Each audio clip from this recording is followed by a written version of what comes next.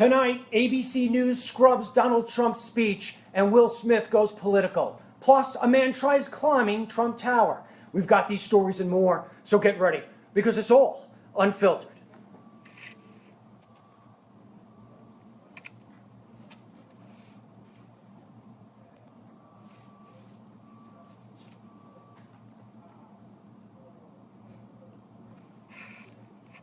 Hello, I'm Dennis Michael Lynch, and I thank you for joining me this evening.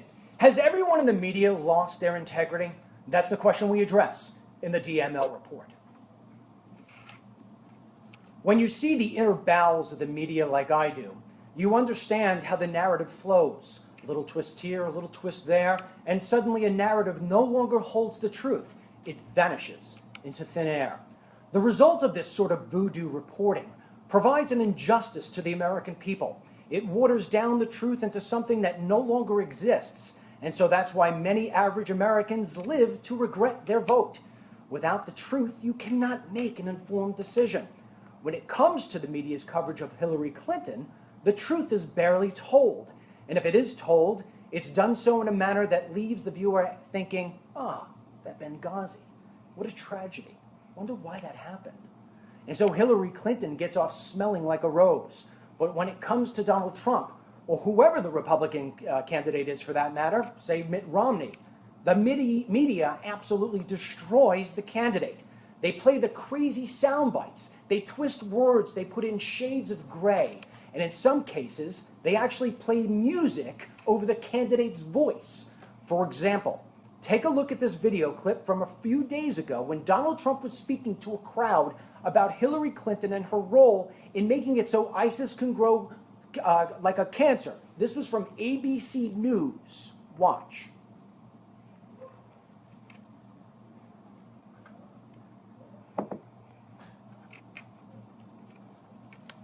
15 seconds.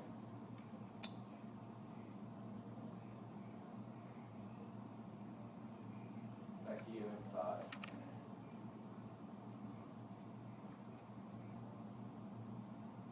So basically, the people who watch ABC News did not get to hear the truth. And I can tell you this about the media. When you take a look at Fox News, they get about 3 million viewers every single night. But when you take a look at ABC, NBC, and CBS, they collectively get 30 million. We're at such a disadvantage. And so I'm going to go off my script here a little bit before I introduce my guests. You know, I lived 9/11. I stood at the bottom of those towers and I watched my fellow Americans jump from 80 stories. And on that day, I changed the course of my life. I started getting into filmmaking. And when I did, I went to the border and I got into legal immigration and national security. And the things I found was so disturbing. I can't forget the things I've seen. I can't forget the people I've met. And that's why I know Donald Trump will hold to his word when it comes to what he will do with immigration. Because when you meet these people, you can't back off it. I want to show you something. I've played this showed this on the show before. It's a cross. It's from a mother who lost her fireman's son on 9/11. He was a hero. He went into the building when the people were running out. He went to go save people he did not know, because that's what heroes do. And so when I made this film called They Come to America Too, the mother of this boy, or the man, went into her bedroom and she came out and she handed this to me and she put it in my hand and she looked me straight in the eye and she said, "Dennis Michael Lynch, don't you ever stop what you are doing. Don't you ever stop telling the truth. Don't you ever put out there what people need to know, no matter what the cost is. And for as long as you do that, you will have 3,000 angels watching over you for the rest of your life. And the only way that stops if you ever stop telling the truth." And then I asked her to please come on Sean Hannity's show with me. And she was there, and Sean gave us an hour to push the film and to tell people about what we found. And she said something that has stuck with me forever, and it will forever, I should say. She said, "Dennis Michael Lynch is the only person who I know who puts his money where his mouth is." That being said, regrettably, this will be, odds are, my last night doing Dennis Michael Lynch Unfiltered. I have come to a point where I could no longer sit at this desk and say to you, because it's all unfiltered. It's not the case anymore. I have been here for almost 8 months, and from day one, this show has been #1. There has been no close number 2. And that is not a slam on my other colleagues here. It just says how popular this show is and how thirsty the American people are for the truth. And I have delivered it without any hesitation, without any fear of what could happen to me the next day. That being said, in fighting for Trump like I have, and I don't do this because I know him or I like him. I've never met him, and personally he upsets me from time to time like he does everybody else, and I've said it on this show. I've been criticized for it, but I stick with it. Fighting for Trump also means fighting against Hillary Clinton, because I do believe that if Hillary Clinton is the president, I will witness another 9/11. Maybe this time it will be the Sears Tower in Chicago falling down, or it will be the Empire State Building, or it will be a school of children. I don't know what it will be, but I will continue to fight to make sure she does not get the presidency. But I have felt, as of late, and I don't want to get into details, but I will if I have to, that I have been restricted from being able to give that message. I have been restricted in being able to be put on this show, the people who I know want to come on the show, and to provide you and the American people with the information you need to know about Hillary Clinton. It has bothered me. It has been hard to come to work. And this morning, to top it all off, I was told that I will no longer have editorial discretion on my own on what happens at the show. I will no longer have full reign of the topics chosen. It will be chosen for me, like the other shows, and we're all going to be in unity. Furthermore, I've been told that I am going to be handed pre-made packages, and those packages will have pre-made news items in it from our Florida office. One of them played last night in my absence.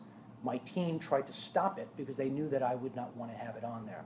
When I watched it last night, I was sick to my stomach, because what it did was it tried to slam Fox News for the unfortunate things that are taking place over there right now, which are, well, you know the details, sexual harassment, so forth. There's no room on this show for that.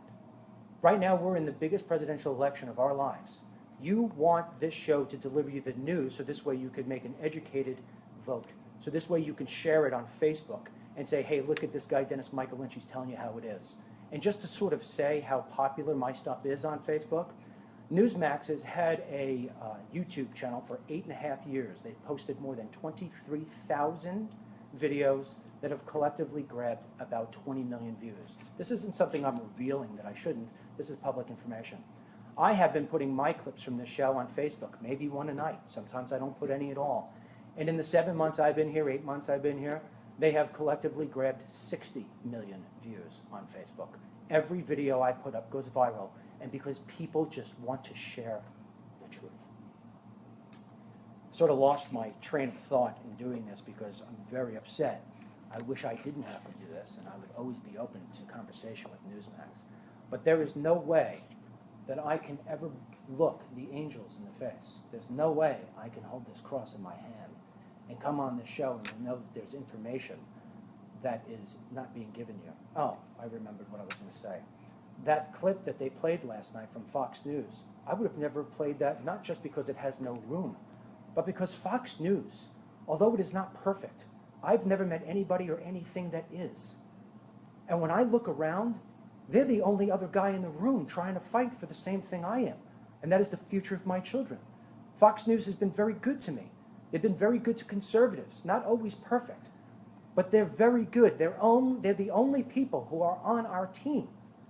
And so I am not going to have my name put on clips to try to destroy another network, especially right now, when I've got ABC going over Donald Trump's speech.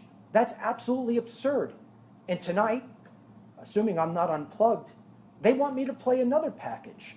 They want to play me a package about Roger Ailes. I'm not playing that. You're going to have to hit the play button without my name attached to it. Every night I say goodnight to my children, and I'm proud that they know when they close their eyes their father is a man of integrity. So I asked the question at the beginning of this DML report, has everyone lost their integrity in the media? And the answer to that question is no.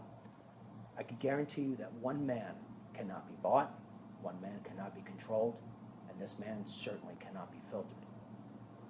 And so to everybody here at Newsmax, especially my team who has worked for me,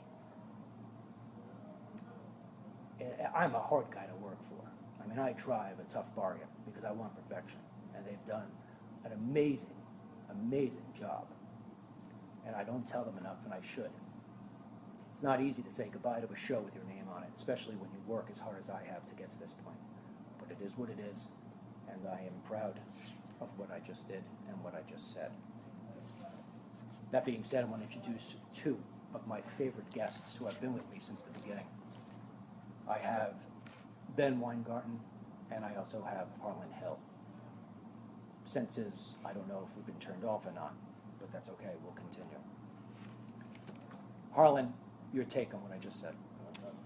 So in an industry where it is common, not an industry, a world where it's commonplace to just shout over your opponents, to disrespect them, you've given your opponents a voice.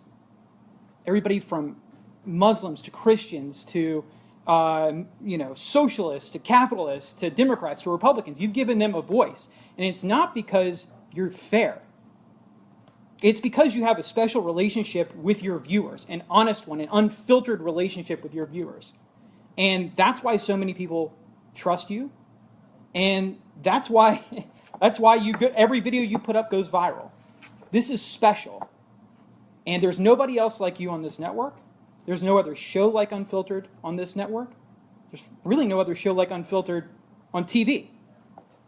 This is special. So. Ben, you don't have to respond. You didn't, you weren't told. So you don't have to respond if you don't want to. No, I'll just say that I appreciate having the opportunity to come on this show and fight for conservative principles that I think we all share at this table. And it's been an honor and a privilege to speak with you and debate with you and have vigorous conversations with you. And I really appreciate that. I appreciate that. I'm assuming You are.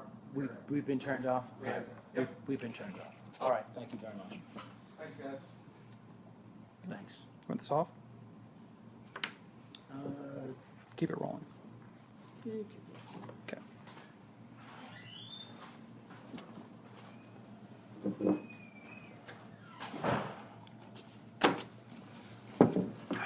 Right.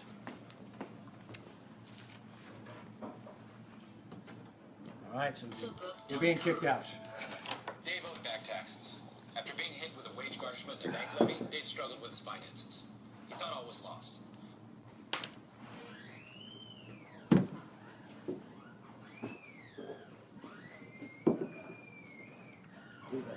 Sorry, it was a little rough before. I don't know why. It's okay.